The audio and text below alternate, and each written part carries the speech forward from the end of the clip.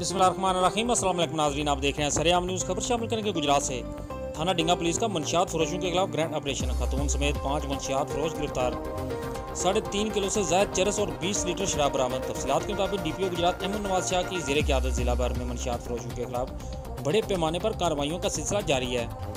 इसी सिलसिले में DSP खारियाँ सर्कल मोहम्मद इरफान सफदर की ज़ेर निगरानी SHO थाना डिंगा इंस्पेक्टर बशारत अहमद ने अपनी पूरी पुलिस टीम के हमरा कार्रवाई करते हुए खतून समेत 4 मंशियात फरोश को गिरफ्तार कर लिया। गिरफ्तार मुलजमान में अली रहमान, कामरान यूसुफ, कासम अली, रुबीना कोसर, सकना चिकोड़ी बिलियोल शामिल हैं।